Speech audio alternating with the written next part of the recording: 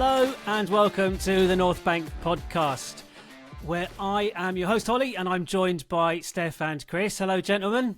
Hello. Good evening.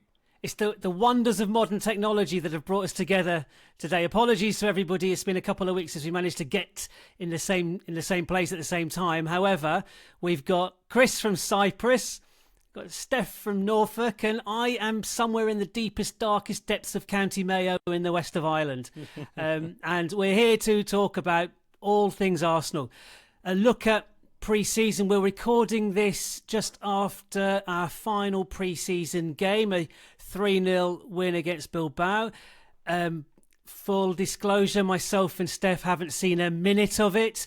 Chris, you've seen the whole game, so in a second we'll get you to fill us in on how fantastic and superb we were and all the doomsayers and all the negativity of the previous pre-season games is a thing long forgotten now. Okay, so we'll have a look back at the pre-season, and then we'll look ahead to the new season, and we'll make some predictions, and we'll take the temperature of where we feel we're at the moment, looking ahead to the new season, which kicks off obviously next weekend. We're away at Old Trafford on the Sunday. I can't wait. But listen, there's enough time for me to kind of delve into the depths of despair ahead of the Man United game. Let's try and keep it a bit more positive for the time being, at least. Arsenal had a pretty comprehensive 3-0 win today against Bilbao at the Emirates. The team news was much more aligned with, well, what I'd hoped it would be, but also with a nod to the first game of the season. And so we had Raya in goal, we had Timber at right back, we had Gabriel coming back in, which is great, alongside Saliba. We had Calafiori at left back, which was interesting. And in midfield, we had what I think everybody would consider our first choice midfield three at the moment. Zubimendi, Rice and Ødegaard. And then the front three, Saka on the right, Gyökeres through the middle, and for what I described as Martinelli's final chance in pre-season on the left-hand side. So, Chris, you saw the game. What were your thoughts on the team selection?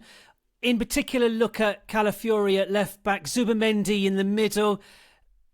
On my timeline, he's been kind of given great praise for his performance today. But how did he dovetail with Declan Rice in particular? How did that impact Ødegaard? And how was Gyökeres through the middle? And Martinelli being replaced by Madueke at some point in the second half. So, Chris, take it away. Ooh, no pressure.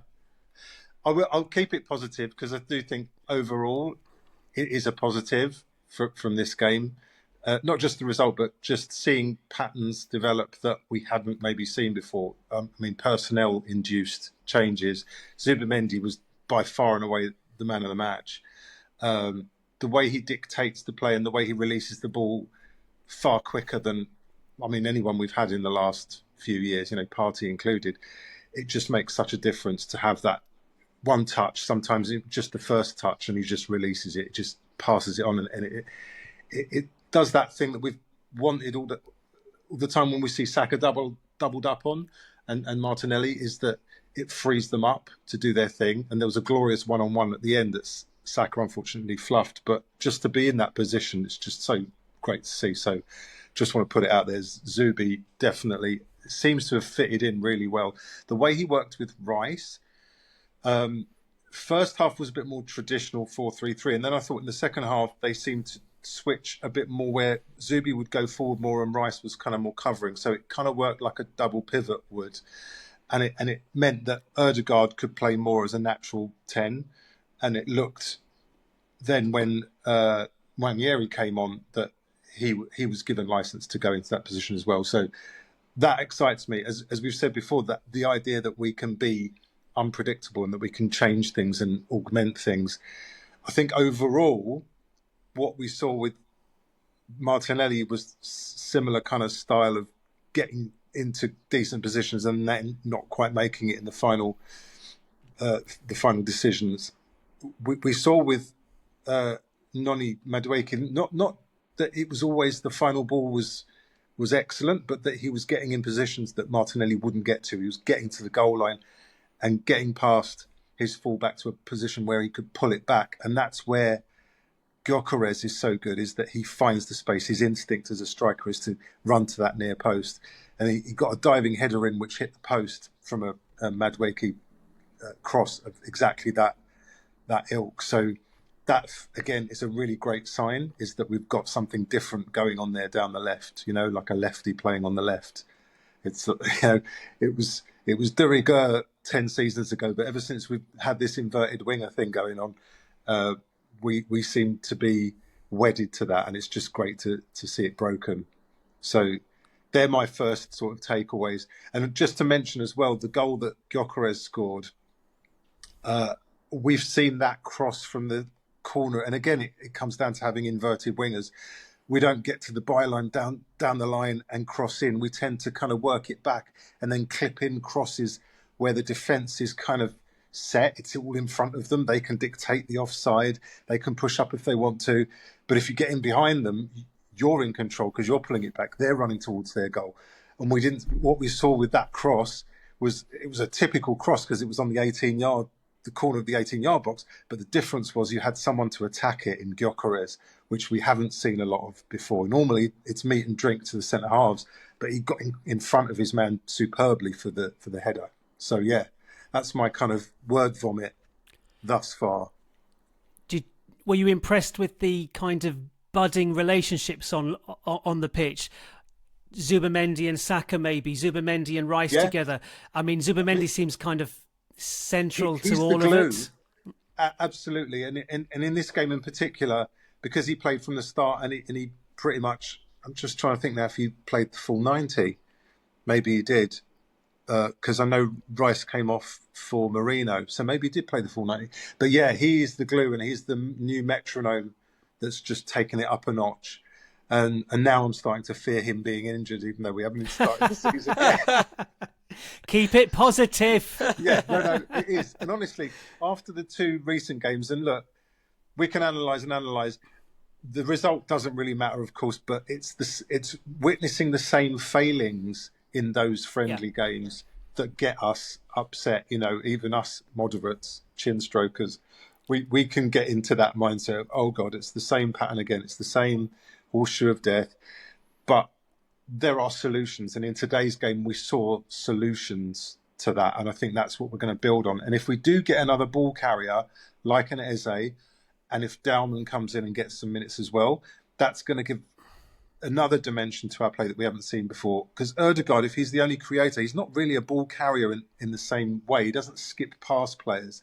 He wants it in those tight situations where he can spin on it and release someone, but he's not really a ball carrier that's going to break patterns in the same way, and cause chaos. Well, Eze was in the top 3 ball carriers last season in the Premier League, so he does have that quality that we don't currently have, perhaps. I just wonder as well, the bench was really effective. Obviously, Havertz came on and scored apparently a very, very good goal. And again, his reaction to the competition that Gyökeres is going to provide, it can only be good for us. Also, Madueke came on and was quite dangerous. And I wonder, does Madueke's performance negate or diminish the possibility of us signing a left-sided winger, which might make us pivot more towards Eze, because he's not I saw someone compare Eze in style to Emil Smith-Rowe. And kind of we struggled to find a position for Emil in the team, or he didn't quite have the belief in his own ability to stamp his game and authority on the pitch, whereas Eze clearly does. I mean, he's a much more experienced and older player, and it hasn't, at 21, Eze wasn't doing that. At 27, he is doing that. And I wonder, do you think that there's more or less a chance now of us picking up? Or do you think we need a left-sided left winger? I mean, I would like to know what you guys think on that, because it's something that you would be as kind of opinionated. You wouldn't have had to see these games to have an opinion on that. So, Steph. Well, yeah, and it's interesting that there's been a few stories this week where people are saying that maybe our interest in Eze is cooling, or there might be some certain hurdles to a deal to get him in. Rodrigo was captain for Real Madrid in one of their friendlies recently, so it looks like he might be sort of reintegrating into the squad a little bit more. So I just wonder if those opportunities are there. I think ultimately, yes, in the same way that you say there's been a little bit of something different in terms of what Zubamendi might bring and maybe what Gyökeres might bring, hopefully that has an effect on the left-hand side. But I do wonder if maybe a change in personnel would help that. I am very excited about Eze if it's something we can make happen, but I'm not holding my breath. Yeah, we absolutely need Eze. Another body, but Eze, I think, and Trossard, I'm sorry he's injured, because I hope that doesn't thwart any potential move away. But I think what Arsenal need to do, and again, we are still crap at selling, and I'll use Liverpool as the yardstick by which to measure, because what or who is a Tyler Morton? Because whoever that is, or whatever that is, has garnered like 15 million quid for Liverpool, and we can't shift Trossard. The club need to go to Trossard, and in the ruthless way we dealt with Tomiyasu, say to him, look, you're not going to get any minutes, and it's important that you're playing. You're coming to the twilight of your career. Please, find yourself. Find yourself another club, because you're not going to get the minutes. Your minutes are going to be minimal at best, and force him out in a very more genteel way. And because Steph, I heard similar things to what you've alluded to, that where the Madueke was presented to us at the start as having no bearing on our ability to sign Eze, I'm now reading that in fact it does. We do need to generate sales. Nelson was in the squad today. He wasn't in the squad previously. Where are those links to Fulham? Vieira to Stuttgart. Zinchenko has apparently come out and said, no, I want to stay. Like, again, much more so than Trossard, I love Zinchenko, and I think he's been absolutely brilliant for us. But we need to tell him that he's not going to get any playing time. And for the sake of his career, we need to find you another club. We'll help you with this, but we need to find you another club. These guys need escorting out the door, if in as gentlemanly fashion as possible, especially if that's the barrier to us signing an Eze. Because add Eze into that, and you look at our bench, it's game-changing across the front three. And Nwaneri and Dowman, we've referenced barely. But before today's game, Dowman was our most impactful striker, attacking player. He's in year 10. He's 15.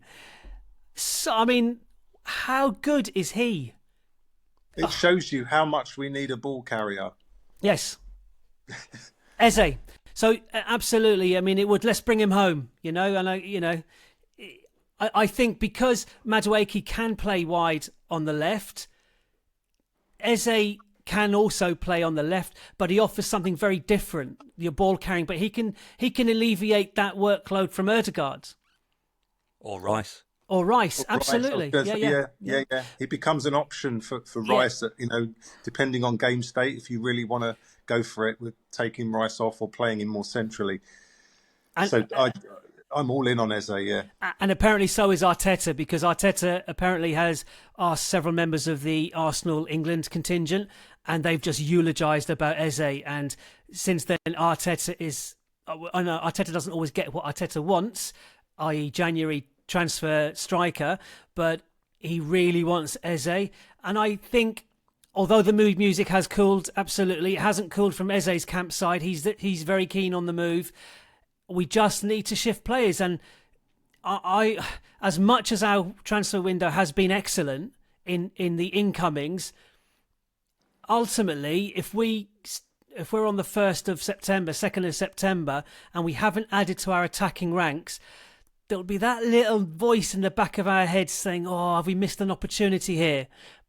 Because Martinelli will get a lot of playing time. And I'm afraid, I think we know Martinelli's level. And effort and work ethic are not questionable. Not unquestionable.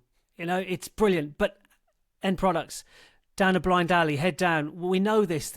You used the word, Chris, familiar, the familiar failings. And it's not his fault, and it's not a slight on him. It's just that's him as a player. That's where he is. We need something different. Chris, just on the today's game, I want to ask you about the defence. We have been a bit defensively suspect, especially on transition, and I asked this with a view to the Man United game in particular at the weekend, because that's exactly how they will play us. They'll look to hit us on the break. They'll look to hit us in transition. How were we today? Solid and not really that much to deal with. They were kind of playing on the counter as well as you'd expect. I thought we dealt admirably. It makes a hell of a difference having Gabby XL back. I mean, just, the aggression, we just missed that. And I thought Mosquera did really well when he came on for Gabby as well. So I think we're in good shape, touch wood. It was good to see Calafiori play a half as well, but I think that was just to get minutes in his legs more than anything. I think Miles Lewis-Skelly starts at United. But yeah, good. Yeah, okay, that's good. That's good. I've got a little concern. I'm talking about generating income. Kivior. Now, he didn't feature today, I don't think. He certainly didn't start the game. Porto came in with a 27 million euro offering. I mean, double it and maybe we'll have a conversation. But we absolutely need him, although Mosquera could cover that position. Would you be prepared to take 50 million for Kivior if it meant getting Eze? £50 million? Yeah. Oh, yeah. Really? Yeah. You'd be mad not to, surely. I think I would, but only because one of the articles I read said that Arsenal would want something around the 35 million mark for Kivior, which I still think is undervalued. I'm with you. Given his level of performance when he has come in, Polish international, all those sort of things, and especially compared to other deals that are being done, yeah, he's 40 million for me. Well, Joral Hato, 19 years old, Dutch league, moved to Chelsea for 40 million euros. So I'm sorry, Kivior is more experienced and a better value, more value than that. So that's where I'm getting my 50 million from. Well, yeah. Do you sell him for Eze to free up funds? If that's my binary choice, yes. If that's but I don't want to. I'd rather get rid of Trossard and Vieira and Zinchenko to generate funds for Eze. But if you are offering me, no, can't do that because we can't sell them, nobody's buying them, and that's a slight on us and Berta. If the option is sell Kivior and generate something like £50 million and secure Eze, then I would have to take that, I think, and just back Mosquera and Calafiori and Timber and White to cover across the back line. And of course we've got another 15-year-old, Marley Salmon, cover at centre-back. I don't want to be down to a 15-year-old starting in the Premier League, but anyway. So yeah, I would take him. I think sorting out this left side attack, improving it further beyond Madueke, I think and Eze has got that versatility, I think is more important than keeping Kivior. But I want Kivior. I'll just add as well, sorry, just to say, you could argue that getting rid of these players that are clearly fringe players and with all due respect, we've kind of evolved past a few of them, I think is healthy for the squad anyway, regardless of whether we bring in another marquee signing, is that when players see a leaner squad with a higher floor, and they look around and they see direct competition without that kind of the peripheral players. I think that in itself is really healthy. So just to be in that situation, we need to get rid of those guys. Yeah, absolutely. Every player needs to feel threatened for their first 11 place, like Havertz now. With Gyökeres there. Havertz is not guaranteed a starting berth in the team anymore. Now, obviously, Gabriel and Saliba and Raya possibly, and Saka and Ødegaard of a year ago, yes. If Ødegaard's form doesn't pick up, then having Eze there is doubly important, because we need that. Again, we might see now that Ødegaard has got more space in which to operate, because defensively teams can't just focus on his relationship and connection with Saka.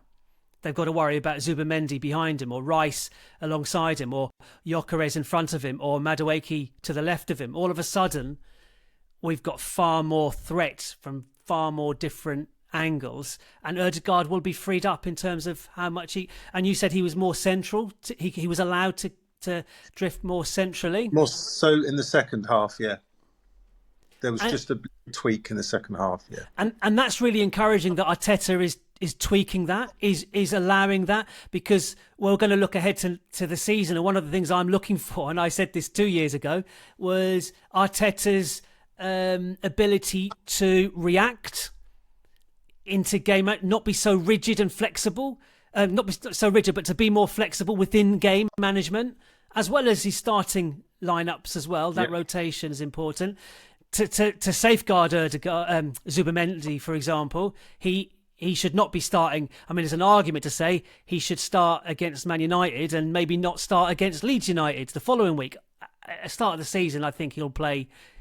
He'll play most of the games, but we need to see that. We need to see the trust and faith that Arteta has, like in the wider squad.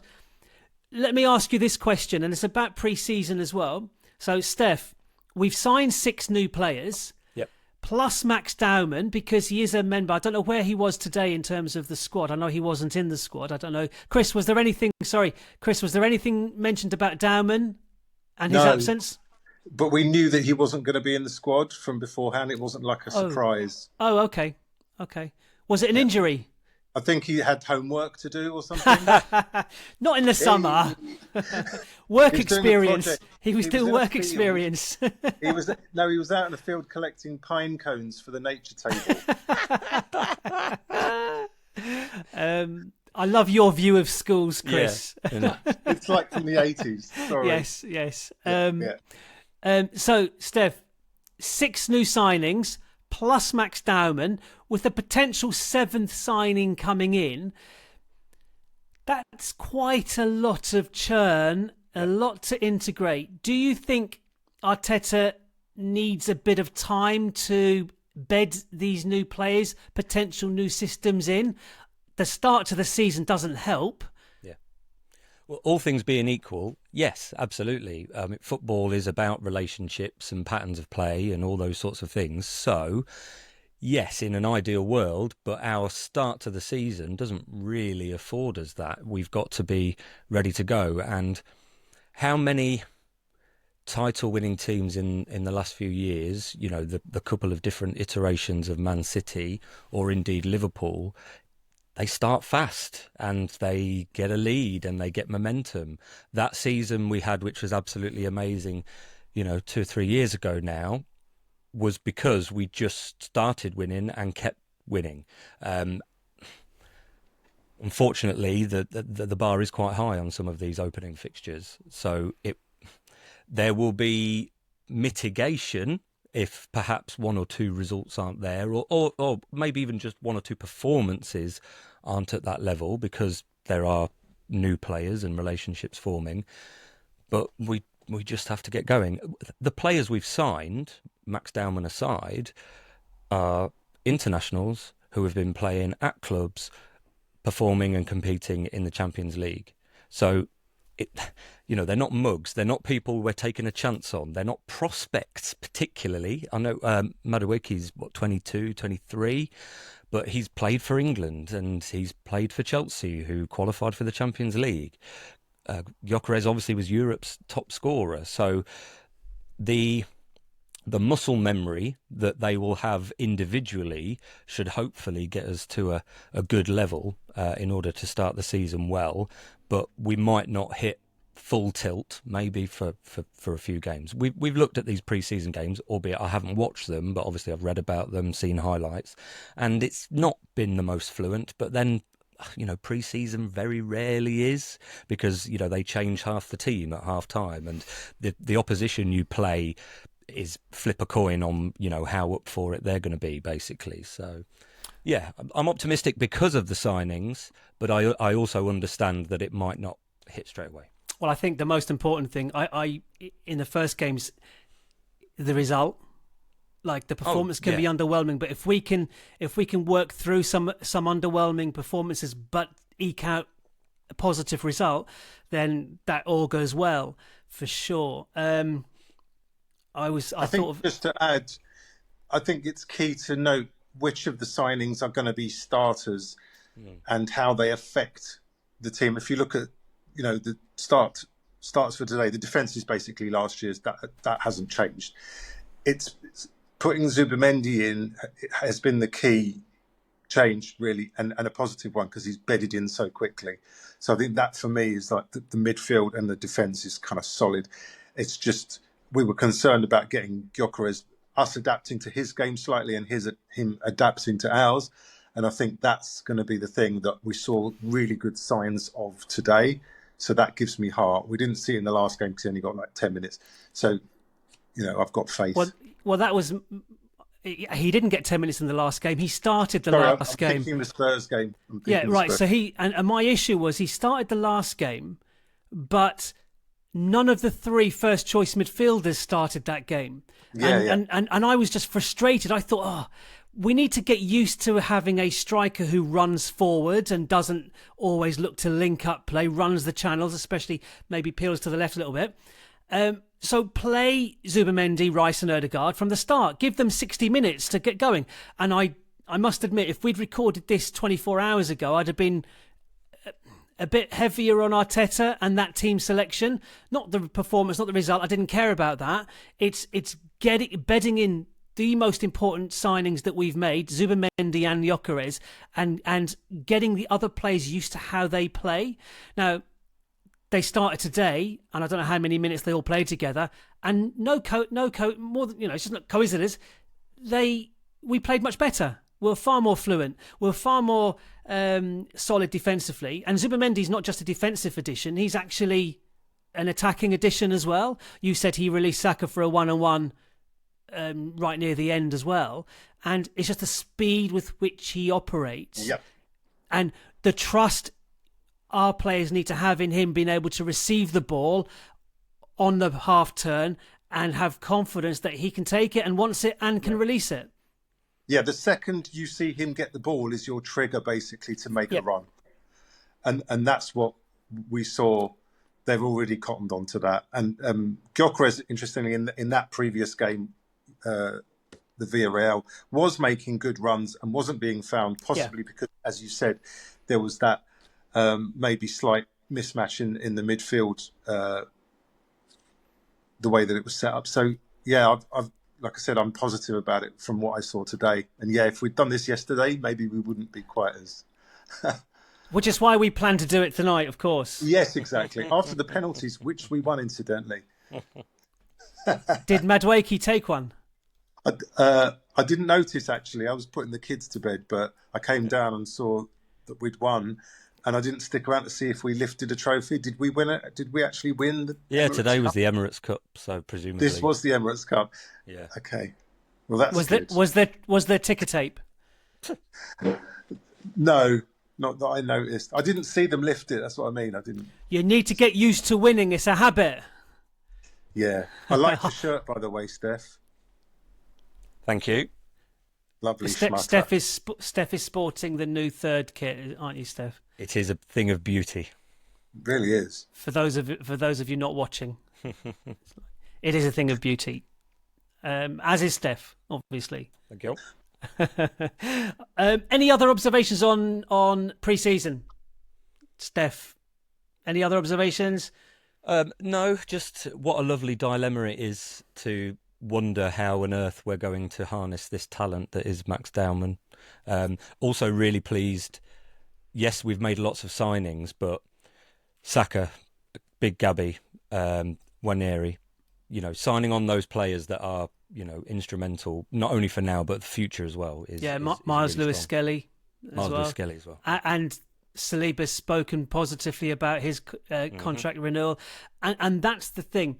To any of these Arteta naysayers, I will just point them towards the players. Yep. The players have 100% buy-in with Arteta.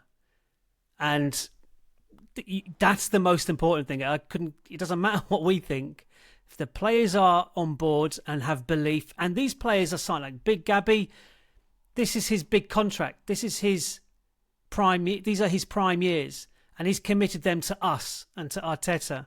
He believes in the project and what's happening, and so by ergo, we should also buy into that and believe and have belief in that. And but I think it's okay to have concerns as well. It's not like it's. I was accused yesterday of clickbaiting or rage baiting because I just wanted to pose a little binary question to people, which is my entitlement, I guess. Which did emphatically, the binary question was, does Arteta need to win a trophy this season? And on BlueSky, it was emphatically no. There were a few little caveats thrown in there, but by and large, it was emphatically no. The last time I checked Steph on Twitter or X, it was about a third, 2/3 breakdown. It was 2/3 no, 1/3 yes. So I don't know, does that reflect the varying natures of the two sites themselves? And Threads was even more convincing in terms of people saying no. As you say, people tended with some caveats because a lot of people actually came out and said it might be the manner and the way the season goes. Just missing out on trophies again is fine because you're competing and you're in the conversation. If there's a sudden breakdown in relationships and the atmosphere or whatever, the noise comes out of Arsenal that things are breaking down, then that's different. Or if there's a complete collapse of some reason, but it's unlikely. We've sustained for the last couple of years, competing, albeit without a trophy, and so people are invested. And like you say, I had a thought about this as well in terms of this season, perhaps less so. Maybe next season. The club have spent a lot of money this summer, and it's all, in line with what Arteta wants. The players have bought in, the ones that are already there have signed on and all those sorts of things. That will tie us a little bit in terms of finances, maybe for the next, 3 windows, maybe 4. So ultimately, this, whatever you want to call it, phase of things is probably a longer thing. We have to start thinking slightly more long term. I think that idea of clubs just getting rid of a manager for the sake of it might fall away a little bit, because what do new managers want to do when they come into a club? They want to spend money getting in players they either trust or that suits their style in a slightly different way. Well, clubs can't just do that, actually. Villa are probably the best example at the moment. They've invested quite a lot in Unai Emery to the point where this summer they will not be making lots of signings. Unless they sell, they will not be making lots of signings. So Emery will carry on working with that team and making it work. And I think we're at that point with Arteta now. And I think getting Heinzer in as another coach to kind of freshen things up. I think it's always good to have different voices there, even in the background. I'm sure Berta has had a few things to say as well. So hopefully that will be enough of a refresh for maybe this season and even into next season as well. Yeah, I've deliberately ignored commenting on Heinzer as a coach at Arsenal. United. Yeah, I'm not on board with that one. Okay. I've remained silent on that, but you have mentioned him. That's fine. No, wash your But mouth out, young man. as Steph so beautifully said of Ben White, he's a git, but he's our git. Yeah, but he's not. Ben White is our git. Heinz is United's git. Is he though? Yes. He might be ours. I think Heinz. I don't know. He's a player. I only know him from playing for United because I don't know. But he's well travelled, isn't he? I wouldn't. He's not associated. It's not like Silvestre where we brought him in to play for us. No. For United. He's gone off and done other things, and now he's come to us as a as a coach. So listen, I will bow down at his feet if he's partly responsible or part of a Champions League, Premier League winning coaching team. No problem. Like, it's fine. He just does have a very strong whiff of United about him at the moment for me. But anyway, we will do a Manchester United preview, so we won't go too far down that route. We'll do a preview of the United game in a few days' time, so do listen out for that. Looking ahead, we've got a brutal opening 6 games. We did a points tally. I think we averaged between like 12 and 15 points from those 18. Chris, how are you feeling about those 6 games? A start's really important. I suppose, like we said before with the predictions, for me it's just vital that we don't lose the big games. And I do regard United as one of the biggies, more so that it's been a bit of a bogey place for us to go. And I just feel like we just need to break that duck. And similarly, Liverpool, just go and avoid defeat. And City at home even. I know we walloped them last season, but we're not going to find it quite as easy this season. So let's just get through those. And Newcastle away. Newcastle similarly. So yeah, I know we bemoaned a lot the draws last season, but I think you would agree if we get draws in those games and win the others, then we've come through a really difficult period, and just don't lose to the big boys. Anything less than 18 points of failure. And any goals conceded. Yeah. Outrageous. Sack the defence. Steph? As a fan, I'm incredibly excited because I do miss going to the football. Unfortunately, I can't make Old Trafford next week, which is why I'm quietly confident that we might actually get something because my record there is pretty shocking. You know this is being recorded, Steph. I know exactly. And next time we meet, you're going to be predicting the score. Yeah. Okay, just checking. Okay. Just keep that in mind. And also, you've got to think about other teams and how they're set up as well. Liverpool will rightly be cock-a-hoop with the fact that they're coming into the season as champions. They've spent a lot of money. I think they've spent a lot of money quite well. They've bought some very exciting players. United spending has been a little bit more slapdash, although they've bought good players, I suppose. Leeds are new sides in the Premier League. You never quite know what you're going to expect from newly promoted sides.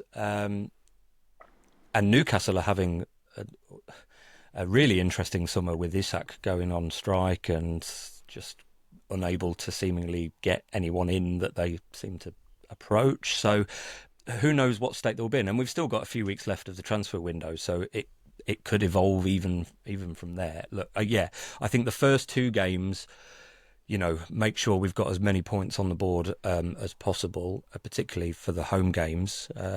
But yeah, I'm buzzing. I'm hoping it will have that effect of making everyone as focused as they need to be, because there's no half-arsing it in this way. And that goes for us as fans as well. We've got to go into it nice and strong. I'm hoping for a big atmosphere at the Emirates in a couple of weeks. And I would just add as well very quickly, we've said this before as well about we're coming into these big games with pretty much a fully fit squad. So let's see what we're made of. Let's be bullish and go there and say, right, no excuses. This is who we are now. And if we get Eze to complement the existing squad, brilliant. But there aren't any excuses of like, we had 2 guys out, their key players. No, we've got a really good shout now. So yeah. Yeah, I mean, for me, we couldn't be starting at a more symbolic with a more symbolic fixture than United away. We will preview it rather in a lot of detail later on. But they're probably quite confident coming into the start of the season, which is quite bizarre because they finished 17th and lost the Europa League final back in the last season. But we'll focus on United again. Chris, I've got this question, and you won't like it, but I'm going to ask it. What for you constitutes a successful season? I think I'm going to avoid saying winning silverware because it just seems so reductive. I think if you have a really good season pushing whoever finishes above you, if we don't finish any lower than second, and basically bettering what we did last season. So that may mean going to the Champions League final and finishing 1 point behind whoever wins the league. Maybe going all the way in another one of the domestic cups. I just don't want to get sucked into that thing of saying, well, we have to win X, Y, Z. Of course we all want it. But as fans, I just want us to be competing at the very top. So let me ask you a question. Was last season a successful season? Well, yeah, overall, I think you step back and look at it. But that's not how you felt. You couldn't wait for the season to end.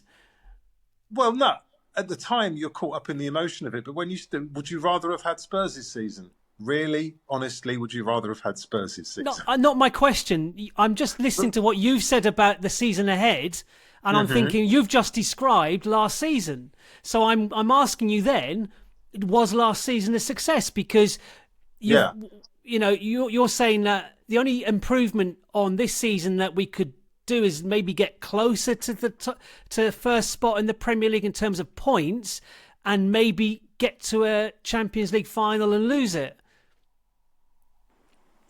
Well, what I'm trying to do is give you a kind of idea of what success looks like without winning silverware. Because I could easily say, what does success mean? Oh, it means winning everything. It's kind of reductive for me. I just want to give us, like I said, it's contextual as well, in that you don't know what's going to be thrown at you during the season. If we had as many horrific injuries and we ended up the same, you can't judge it on the same merit, can you? Okay, Steph. First. Was last season a successful season? I'm actually going to agree with Chris in the sense that, rationally, with the brain, yes, 2 semi-finals, League Cup, Champions League, and finish second in the league. Emotionally, it never felt like it had that momentum. The Champions League did to a point, but it certainly didn't in the league. And points tally-wise, and the setbacks that we seem to always get, whether it was injuries or red cards or just not accruing the points, so many draws, it just didn't feel like that. Step back, 2 semi-finals, second in the league. That's pretty successful, given that we finished second in the league before we made the quarterfinals of the Champions League. There's a modicum or a level that we're at, that we're floating around on, and I'm hoping we just catch the rise of that wave that little bit more that we need to, in order to hopefully cement success. Okay. With that silverware. Of course we'd love to win silverware, but I'm also really happy with the state the club's in, because it's financially viable, it's got players who are buying into the project, it's hopefully got a manager who's going to evolve and do all those things, a fan base that's generally quite united, as particularly those in the ground that go. So yeah, it has to come with a caveat, because it felt very different at different times. Okay, so looking ahead then to the upcoming season, what constitutes success for you? Being in the fight for silverware, getting close, I want to get to the latter stages of cups, particularly the Champions League, but FA Cup, League Cup as well. And I want to be up there. I want to be competing with whoever's going for the Premier League title. If another team is going to have a very good season, which I'm sure one or two will, I want to be a damn sight closer than we were last season. But I want us to also hopefully finish on the top. We should go into every season wanting to win things. There's nothing wrong with thinking that, but at the same time, I don't want to necessarily declare a season completely unsuccessful if we just fall short. Okay, let me ask you.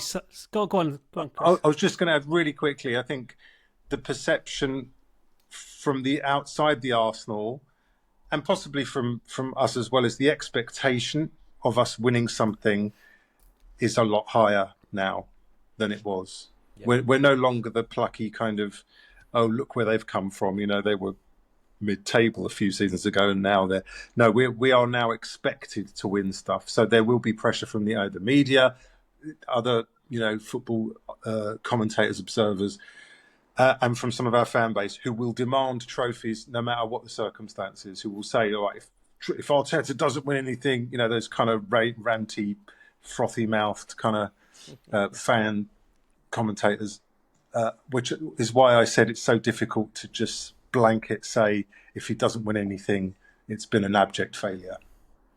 Interestingly, because of Liverpool's success in the transfer market, they will probably rightfully start as Premier League favourites. Oh yeah, and the likes of Barcelona in particular, but Real Madrid also, along with Liverpool, will be favourites for the Champions League. So we will be the underdogs in at the very top level. We will be the relative underdogs. But let me, Steph, I want to ask you this question, and Chris, you can jump in. But Steph, what do you think constitutes success from the players' perspective this season? Well, they want to win something. Yeah. So why shouldn't we share that? Why shouldn't we align ourselves with the players? Because we as fans perhaps see it more emotionally. They are competitors. They are athletes. So their mindset is their psychology is very different. I've thought about this. So again, 2 or 3 years ago when, we had that first sort of tilt at the title, we fell in love. Okay, but with Gabriel, just with the team and with what was being done, and particularly Gabriel. But we fell in love, and because we just fell short, we were ready to love again the next season. But again, we just felt short. And over time, what that builds up is a little bit of self-defense, because you want to love, but you don't want to get heartbroken again. And it's that thing, isn't it? There are a few people who are clearly going, well, as it's generally the same person, we've obviously made the signings now, but it's still Arteta's team and it's still got that core of players. There are some people who are like, you're going to break my heart again, aren't you? Please don't do it. Everyone wants us to win and consummate this marriage, as it were. But yeah, I think there's a bit of psychology from the fan base that's just guarding against that. Maybe you're just preparing us for the 1-1 prediction next weekend, aren't you? Have you seen my notes? I've read your notes. Yeah. Oh, okay. Chris, shouldn't we align ourselves with the players? No, as Steph said, it's a very different mindset and kind of time span of us as fans. We're fans for life. They're players who will look at their short careers and think, where will I be in 3 years? If I haven't won anything, I want to go somewhere where I'm going to win stuff. If they're of that ilk, or if they're journeymen, fine, they'll stick around. But I do think we're more invested emotionally and for life, whereas they're not, ultimately. Arsenal's not just for Christmas. Can I just come in there? We got a message, because we asked that question on social media as well, and Tabs from the Grove podcast, he got in touch and he said, here's my take. How you define success is personal and dependent on so many things. It needs a lot of things out of your control to go your way. We can have a successful season even if we don't win a trophy, i.e. we get 90 plus points and a ton of goals and don't win the league. That's still quite successful, but ultimately we are judged on trophies, and at some point the project, in inverted commas, needs to deliver. Otherwise you need to change the project. Not saying it's this season or bust, but it probably would be a matter of time. That's what he says. Which Yeah, the one guaranteed way to ensure the players stay is by winning stuff. Yeah. It was the case under Wenger. Players want to stay where they think they've got a realistic chance of success. I happen to think it will be a failure of a season if we don't go the final leg and win something. I'm not saying we are. I'm not so entitled that I think, we have to win the Premier League or we have to win the Champions League. I think we need to compete in the Premier League more so than we did last season, and we have to compete in the Champions League. The Champions League is as much down to luck as anything, the luck of the draw, getting drawn home second leg, that kind of thing that went against us in both the Real Madrid and the PSG games when it shouldn't have, because we finished above them in the original league standings. And I know they've corrected that for this season, that if you do finish above, the team that finishes higher gets the second leg at home. Now, I know it didn't matter to us against Real Madrid, but ultimately it potentially cost us against PSG. So we could get a fortuitous draw in a pathway like Inter Milan did. I know Inter Milan beat Barcelona, so that's maybe a bit harsh on them. Yes, disingenuous. Thank you. That's the word I was thinking of. But I haven't had to teach for 4 weeks, so my brain's completely gone to mush. So the luck of the draw notwithstanding, need to compete again in the Champions League. I think we did compete in the Champions League. We were beaten by the eventual winners, and we out XG'd them in over 2 games. So there were lots of positives from that 2-leg defeat to PSG.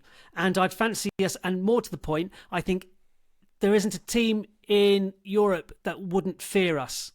Nobody will want to be getting us in the knockout tournaments, which is fine, which is great. But I'm quite happy to win. Can I belittle Newcastle now? I'm quite happy to win the League Cup and compete. It's just that fostering that winning mentality. I know we won an FA Cup under Arteta, but how many of that team is still around?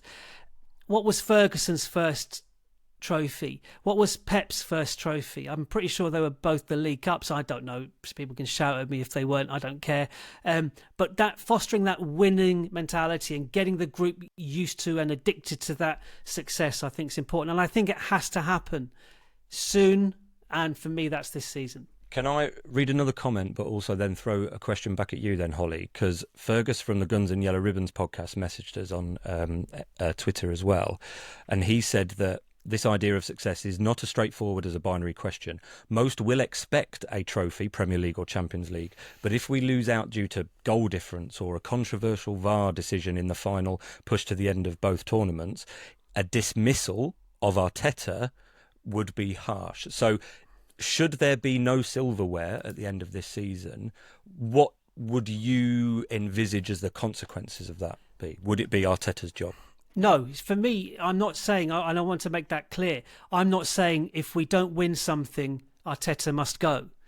And now, again, the caveat there is if we just go on an appalling run of results and it's not down to horrific injury crisis or absolutely ridiculous VAR decisions or any conspiracy against us, if it's down to just not performing, that familiarity of failure that we've become accustomed to, and that not being able to turn those draws into victories. If that's obviously that's a different story, but I'm assuming that we will be competitive. If we don't win a silver, if we don't get across the line, that for me would constitute a failure of a season. I'm not saying that should cost Arteta his job at all. I would be 100% behind giving him another go at it the following season. If it were to happen again, I think we have to, much like Martinelli's form has plateaued, and we want Martinelli to be the player he threatened to be 3 years ago, and we're really patient with him, and we want him to be successful. I'd be the same way with Arteta. I want Arteta to become Arsenal's most successful manager ever. I like him. I like everything he says and what he represents. I'm proud that he's our manager, like I was with Wenger. He amazingly, we're so privileged and lucky, fortunate that we could potentially have a second generational manager in our lifetimes. Look at United struggle to I know I can hear Liverpool fans shouting in my ear now about Slot and Klopp, but we'll see how Slot gets on this season. I fear it might be quite well, but anyway. So no, I'm not connecting failure to win a trophy with Arteta's job at all, and that's fine. I'm allowed that. I do think we need to win something this season. I'm not saying it has to be a Premier League or a Champions League. It doesn't. FA Cup, League Cup. I mean, FA Cup is not a little... I love the FA Cup. Me too. In fact, that's one of my fondest moments is Overmars scoring an FA Cup final because I was there. You know, that it's... You know, the romance of the FA Cup is very much alive and kicking inside my heart and soul. And if we win the FA Cup, finish second or third in the Premier League and give a good account of ourselves in the Champions League, that's fine. Go again next season. Learn the various lessons that we need to, and that's it. That's fine. How does that answer your question, Steph? Yeah, and that ties in with what Hasbro on BlueSky says, exactly what you said. But he says, but I do think it puts pressure on his contract renewal, as his current deal has 2 years left to run, which is why I sort of said about this period. Looking at it, because financially now clubs look at a 3-year cycle, don't they? Because a year drops off every 3 years or something like that. Obviously, there are much more learned people who can talk about that. But essentially, you spend big now, that limits what you can do in the future. So if you back a manager with money at one point, you won't be able to back a new manager with money at a later point. So actually, I wonder if it will stabilise the manager market and make clubs think a little bit more long term. It's probably why we're also incredibly grateful that the academy is producing players like Lewis Skelly, like Waneri, like Dowman, who, because Arteta and Mertesacker seem so close and in sync with their ideas, and Arteta is giving these youngsters a chance, albeit, with injuries allowing a pathway for them to make it. But once they're there, Arteta won't then have doubts. I don't think he doubts Lewis Skelly at all, because he's done it on the biggest stage. So he will continue to back him. So I think we're in a healthy position for this season and next. I think that's a really important point and observation to make and to acknowledge is the Arsenal Academy. And I say that because I'm recording this from a mate of mine's in County Mayo, Hursting. Thanks very much. But he's a big Spurs fan and completely unrelated to this conversation. I know I was just looking in the background to see if he's put any offensive signage, anti-Arsenal graffiti, but it appears that I've got away with it, this time at least. He is completely unrelated to any conversation about Arsenal. He was talking about Spurs and how great a businessman Levy has been for Tottenham in generating, I think they're officially the best run business club, right. But how the footballing side of things has just been horrifically managed. And his point was about the Spurs Academy. Name a Spurs Academy product that would even belong in the same conversation as Saka and Waneri and Lewis Skelly and Max Dowman and Marley Salmon to come. These are 15-year-olds. Our conveyor belt, and it's not like we've done what Chelsea have done and what Man City have done and gone out and kind of scooped up all these 14 and 15-year-olds and 16-year-olds from other academies. These are our boys, and we're cultivating them, and we're an academy that the very, very best will want to come to, because Arteta is allowing or facilitating a clear pathway from 15-year-old youth player to first team regular. And we're talking about like Emil Smith-Rowe and Reece Nelson, Eddie Nketiah as well, like high quality players who are forging out their careers in other Premier League clubs. So failure at Arsenal is success, like a highly successful career in football now. And that's another, again, talk about the healthy state of our club.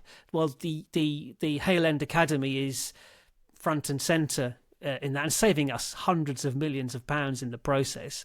But yeah, sorry, I wanted to eulogise about the academy there. I have no idea what I was going to say next. Chris?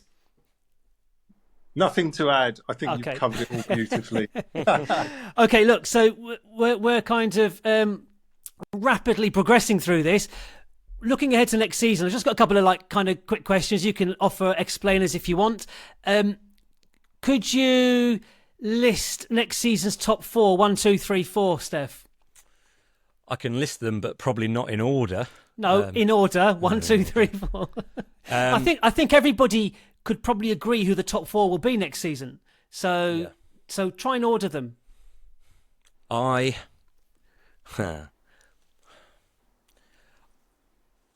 will leave my jury out on Liverpool. By all their signings and the consistency and the levels, if Salah's at the same level as he was last season, it's hard to look past them winning the title again, possibly. Hopefully none of their players gel. One of them gets a season-ending injury. I don't want them to end their career or anything. No, of course not. But they do look like the front runners. I have to then put a second again, I suppose. No, I agree. Just in terms of, if I'm essentially a bookie at this point, where are my odds kind of favouring? Yeah. It's probably Liverpool at the top. City would then be third, but again, I was wondering if the signings they made in January, having the time to bed in, Marmoush I do like as a player, but they got is it Cherky from Lyon he as blows well. hot and cold. He's pretty skillful, but fine. But then we shared it in our WhatsApp group the other day about Rodri having an injury setback, and that made me go, oh, hello. So again, I don't know where they're at. Some of their young players aren't really coming through. They're a funny squad, but I still think they've got that base level that will see them perhaps third. Chelsea just have so many players. All of the players. There is a top four team in there somewhere. We'll just have to see how they do, because last year they could definitely play a shadow squad in the Conference League, but now they're in the Champions League. How will they cope with that? Will they do a Newcastle and a Villa and slightly drop off slightly as they take on those Champions League games? I don't know. And I don't really see anyone else getting much close. Newcastle aren't going to be in a much stronger position.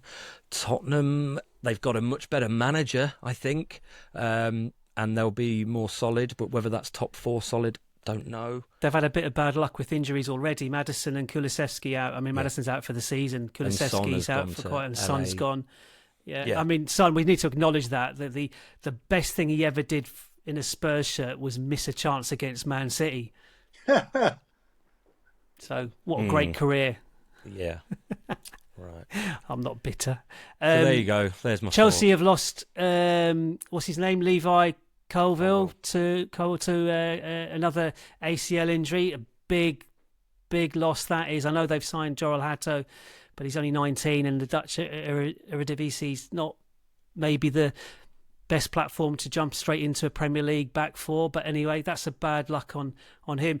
Chris, top four, 1, 2, 3, 4.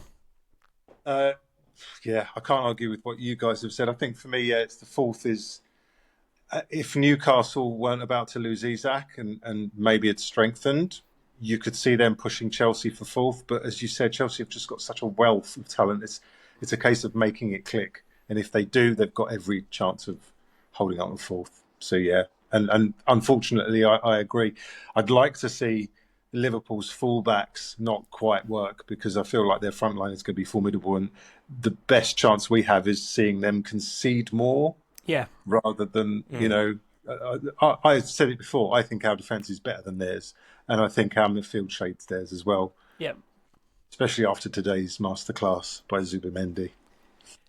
I've actually got Chelsea and Man City swapping places to what you two said. I think Chelsea will finish third and City fourth. Wow. I just think the way Chelsea they won the World Club Championship thing. They seem to have taken that into their pre-season form, and the mood music is really positive there at the moment. And I mean, I really hope they finish 34th. It's like, I just suspect that like you said, Steph, there's a really strong team in there. It's whether it can gel. Yeah. So I've got them third and fourth. I have Liverpool first and Arsenal second again for the fourth time. Champions League winners, Steph, or finalists or semi-finalists? Yeah, that's a little harder to call. I mean, Luck of the draw.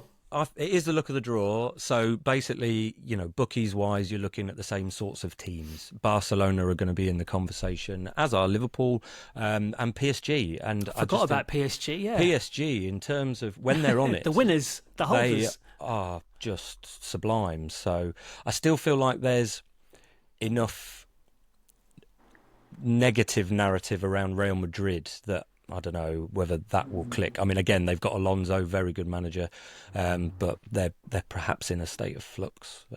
Endrick is now going to be wearing the number 9, which means Mbappe might move out wider. But then you've got Vinicius Junior. I still feel like they've got too much because Chelsea have got a lot of players, but aside from maybe Cole Palmer, no one stands out as a superstar. So no one's expecting too many feathers to be ruffled, basically. Whereas Real Madrid have got the opposite problem. They've probably got a leaner squad, but they're all superstars and they can't all play on the wide left position with Rodrigo, Mbappe and Vinicius Junior. So I don't know. I mean, yeah, Barca, PSG, one of those two. Chris, where do you see the Champions League winners coming from? I mean, it's, obvious, I guess. I mean, look, we all want to see us do better. I kind of feel like we're just going to get to the semis again. That's my gut, unfortunately, because of the competition. It's just such a there are those PSGs out there that are just a shade better. I don't think we need to be suffering any kind of inferiority complex against any team over 2 games. I think Arteta's proven himself capable of setting a team out against, and look, if you look at the starting lineup or look at the bench against PSG, right, unless we have a replication of last season's horrific injury form luck, then we're going to be stronger as a team and squad than last season, and yet we just narrowly went out in the semi-final against the best team in the tournament.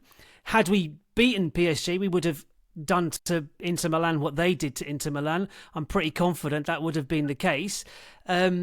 So we shouldn't really have an inferiority complex. I think we're in the mix. I'd be much more concerned about meeting a Liverpool in a semi-final, or even a City in a semi-final over 2 legs. I just think that would be, or a Spurs. Can we say that and not laugh? No. Having said that, I do not want to face Spurs in the Champions League knockout stages. Just saying that for the record. Can you imagine? I do not want that to happen. I know far too many Spurs fans for that to be in any way a nice experience until the final whistle goes in there and we've beaten them 8-0 over 2 games or whatever it is. Okay. Fair enough. I'm not going to worry about the FA Cup and the League Cup. Steph, who do you think our player of the season is going to be? So hang on, let me caveat this. I want player of the season, signing of the season, young player of the season. I think, signing and player of the season. I don't know. Chris in our WhatsApp group eulogising about Zubimendi has got me incredibly excited about what he can offer, and it will be that the psychology of the new. Because he will be a new signing, we will notice much more of what he brings to the team. I still expect that Raya, Gabriel, Saliba, Saka will be at an incredibly high level. My other player that I've written down is Saka. Those 3 months that he missed-ish last year, because he was posting numbers, goals and assists. He was on for a really, really good season, and I really want him to get back firing again. But yeah, Zubimendi excites me. And Saka should have more space. What I was going to say, exactly what I was just going to say, because that's what we saw today in a couple of occasions, like I said, when he got released quickly. So yes, big tick. So, Steph, Saka stroke Zubimendi for player of the season. Signing of the season, I'm assuming then you're going to go Zubimendi. Even though Gyökeres has... beating all shirt sales You can't records. See it here, but I've put in brackets, assuming Gyökeres doesn't have a 40 goal a season. So if he scores 40 goals this season, I might have to concede that Gyökeres... Is that your cut-off point? Is that your target, minimum target, 40 goals? Not at all. But I just... Do you know what would be hilarious? Is if he actually matched his previous 2 seasons' outputs in the Premier League, and everyone would have been banging on about how, it's only the Portuguese league, you can't do it at this level. And we were told he couldn't score headers, and he scored a bullet header today and hit the post with another one. Yep, crazy. Yep. Wow. Okay, and young player of the year, Steph. This might depend. I mean, Lewis Skelly's probably going to get obviously the most opportunity, as I kind of have him as first choice left back. So aside from that, if Ethan gets time as a number 10, in a more sort of central role and not out wide, maybe he could play a part. I've also I'm assuming he qualifies, Mosquera. 21, yeah. Yeah, everything I've read online has all been pretty positive about the cameos he's had in pre-season. The caveat to that is I wonder how much opportunity he's get. I hope that it feels bad to say it, but I hope he doesn't get a huge amount of opportunity, only as rotation. Because, if he has to come in and do a Kivior and deputise because someone's injured, then that's going to... He should be getting the last 10 minutes in as many games as possible where we're three goals up at home. He come on and he should be starting in the League Cup and starting in the early rounds of the FA Cup, depending on the draw we get. Like if it's United again or Liverpool, then fair enough, you go with a stronger lineup. Okay, so Chris, player of the season, signing of the season, young player of the season. Well, I've thought because they're quite intertwined. If you choose, your signing of the season, then maybe becomes your player of the season as well. So I'm deliberately going with someone for my player of the season who is already with us, not a new signing, if that makes sense. And I'm going Big Gabby XL for my player of the season because he just brings us so much in both boxes, and we missed him hugely even in pre-season. So I just want to see him, just signed a new contract, just being the man that he is, so that's my player of the season. And I'm going to go Zubi for the signing because I think he'll be instrumental. Just think he's going to be there. Even when Havertz starts up front, it's still Zubi that's going to be the metronome, that keeps us going. So he just looks so assured, just can't see him having a bad game. The way he plays is just so technically good. Young player, like you alluded to, it's a case of how many minutes they're going to have so that we can judge them. And I'd love to feel that Dowman gets enough minutes to be judged. I feel almost like Nwaneri and Lewis Skelly have become, in a season, sort of quite well seasoned. We're looking at them now and thinking, oh, well, are they young? It's 18 years old. So just my wild card. I think he's so exceptional, Dowman, that I just want to believe that he'll get enough minutes that people will stand up and go, my God, they've produced another one, and that he's an absolute gem. So Dowman for me. I think they're already saying that. Like it seems to be let's just hope he gets the minutes. And that kind of stems from Arteta not playing it down. He's quite unusual in how he's been dealing with the rise of Dowman. Aren't we lucky though that we could, David Raya has got the Golden Glove 2 seasons in a row. Gabriel, you haven't even mentioned Saliba or Declan Rice. Saliba and Declan Rice in there.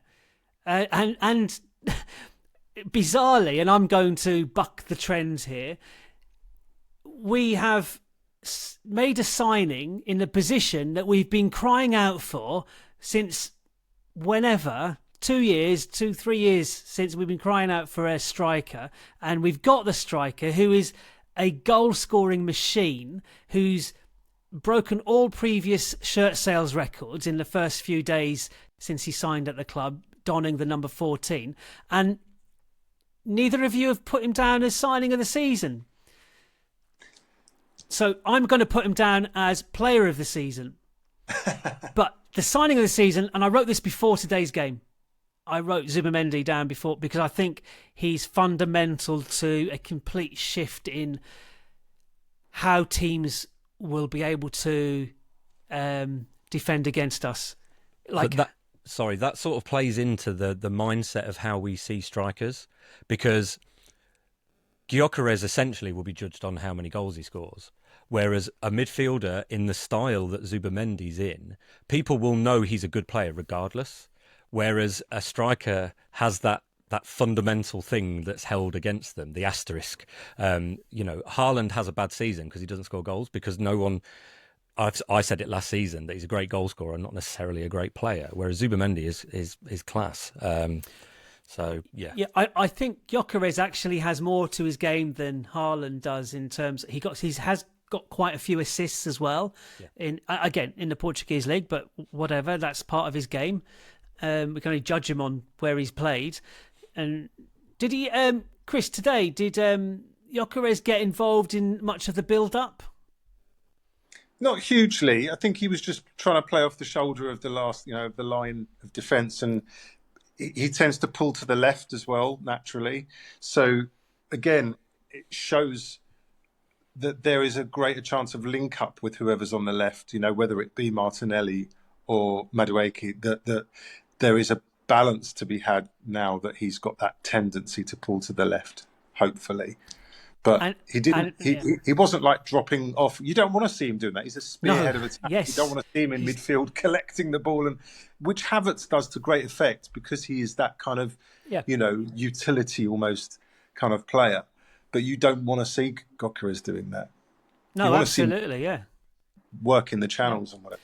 And him running to the left, a la Henry, gives Ødegaard more options as well, and so Ødegaard's numbers may well kind of receive a bump as a consequence of that, and Saka more space. And the fact that he was posting the numbers he was posting last season when he was the only real threat, and teams knew that, I'm quite excited by the potential across our front line. I still do think final piece of the jigsaw is an Eze there, especially if Madueke is or can find his feet on the left as a winger, as an out-and-out winger. I think Eze, because certain games, and again, if we're like losing a game or drawing a game with 20 minutes to go, well, we can do a Wenger and put 5 attackers on the pitch, whereas we've not been able to do that for quite a long time. So, okay, we had this last season. Is there anything in particular that you're looking out for this season? And it might be like team-related, club-related, fan-related. Is there anything, like I know I said last time or 2 years ago that I'm looking for Arteta to evolve as a manager. He's very much learning on the job. It's his first job in management, and that you have more trust in his squad. And I'm still there with that. That's what I'm looking out for. And I'm glad he tweaked it today. With his changes, with his substitutions and so on, and like kind of allowing Rice and Zubimendi to take it in turns to play the 6 and so on. Is there anything, I don't know, who wants to go first? Anything in particular that you're looking out for this season that you want to see? Or I've got one. Should we make it to the knockout rounds of the Champions League, I'm looking for a better tifo because that dreary, badly hung shower curtain was an abomination last season. Embarrassment. So I want the club to listen to the fans. There's plenty of supporters groups who could get involved and create something that's far more relevant and connected. Intuitive, not something so corporate and just poorly executed. That was shout. Pathetic. Good shout. There's no excuse. There's no excuse now, is there? Nope. Good shout. Chris? I think that's a great call. I was going to say, probably predictably, that I want us to be less predictable, because that's what I've been crying out for, for so long. And that last year I felt the football wasn't great a lot of the time, that we were just not quite getting into gear. So I want to see a fluency and an unpredictability to our game that then gets people off their seats like we did in previous seasons. So a more energised Emirates, feeding off of good football is what I want. And that's connected to Arteta being more flexible from the dugout. They all feed into each other, don't they? Yeah. It's like a virtuous circle. I wonder, it would be nice to see if the the Ashburton Army have more seats this season, because that was it's unlikely, they couldn't change that mid-season, but I wonder if I have not seen anything online to that extent, but we'll see. Okay. The last thing I wanted to ask was for a bold prediction. Now, I know, Steph, you've pontificated and struggled with this. Chris, I haven't asked you. Do you have a bold prediction that you want to make for the season? I'll tell you why I'm asking it is because I thought something, and I thought, oh, God, that's mad that if that happened. That's a really bold, out there statement to make, which will be ridiculed and laughed at. But that's what makes it bold, as in brave, or So, yeah, indeed, it's a thin line. So I won't say mine until last. Steph, have you got one? No, I mean, all of the sort of ones that I came up with, I don't know how bold they are. I think this will be the best-selling replica shirt of all time, because everyone's just bought into how bloody lovely it is and all the detailing that you can't quite see in the white there. But that bold, no. I just haven't got anything particularly. So yeah. Okay, Chris. I thought about it as well, and I thought the only thing that I've had whispers of out there that I've thought surely that wouldn't happen is that we lose a player that we think was going to stay with us and someone we love. As in before the 31st of August? Oh no, for the season, so possibly January. Okay, who? Well, a Havertz, a Saliba. Saliba, were the first two that I thought of, because there were murmurs of Havertz being courted by another club, I think Germany, possibly to do with family. I don't know. This is just whispers, and it just got me thinking: what if we lost a player that we really loved and didn't think was going to be sold for whatever reason? If they made it clear that they wanted to take that opportunity, like the way that Saliba, it reminds me of the Vieira courtship of years ago, where maybe the player was happy to stay with us, but was always twerking to the continent, Which ties in with my feeling or sense that we need to win something this season. Yeah. Because that's why Vieira stayed as long as he did, and that's why Henry stayed as long as he did, because we were winning, and the loyalty to Wenger as well obviously played a big role in that. Are you ready for my bold statement? Intrigued. Go on. I think Max Dowman will be a member of the England World Cup squad. What? For next year? Yeah. No. See, that's like... That is bold. It's bold, right? It qualifies under the category bold Tommy statement. Tickle is not choosing a 15-year-old. Listen. If Chris has named him as our young player of the season, why is that such a ridiculous leap from what Chris has said to what I'm saying? Makes me wonder what on earth has happened in our season. I mean, look, he makes himself unprofitable. This is it. If that I'd love for it to be the case that it's essentially we can't hold him back. There's this thing about you don't know your level until you find it, and he's not. Under 18s smashing it, under 21s smashing it, playing in the pre-season with the first team, standout player on tour in Singapore. Yep. Who knows? Maybe we can't hold him back. Every time he came on, he impacted the game. Ødegaard has a very flat season. Wanyeri takes more minutes there, allowing Dowman more minutes on the right. How old was Lewis Skelly when he made his debut? Was he 17 still? Or 17. And how old was Rooney when he first played for England? He was 6. For England, I don't know. He was 16 when he came into Everton's first team. Yeah. And Theo Walcott went with England, remember, before he'd played a game for us. He was just polishing boots, wasn't he? He was 16, he didn't play, Yeah. Max Dowman will be 16 then, so it's not totally ridiculous. So he could playing a World Cup and get doing his GCSE results. Yeah. So anyway, that's my ride a moped. That's my bold statement. Wow. Okay. And you laughed at me until I pointed out that Chris had already named him as the young player of the season. Yeah. So that's a much more advanced position than Theo Walcott was in. He had never played for us. Well, yeah. Bold. Shall we leave it on that? That is a bold because it's positive, and it's been a positive day. So let's leave it on that. I just want to finish on this thing as well, that sometimes I'm a bit glum going into the season, and I do feel, and I hate, I know, right? I hate pinning it on transfers, but I do feel like that is a little bit of breath of fresh air. that actually, the last 2 years has been a fairly set group, and we know that there have been changes needed. I will always be haunted by that bench at home to PSG, and a lot of those signings will address that level of depth that we can call upon and on the bench. So, and that's not taken away. We are a very good team. We are a very good team. We know that there are areas of improvement. Gyökeres should bring something different. Zubimendi definitely does. And who knows, there might even be someone to add to the left. I'm really excited to see what happens in the next few weeks, and buzzing to get back on the North Bank. Excellent. Love it. And we shall reconvene in Block 6 for the Leeds game, I'm sure.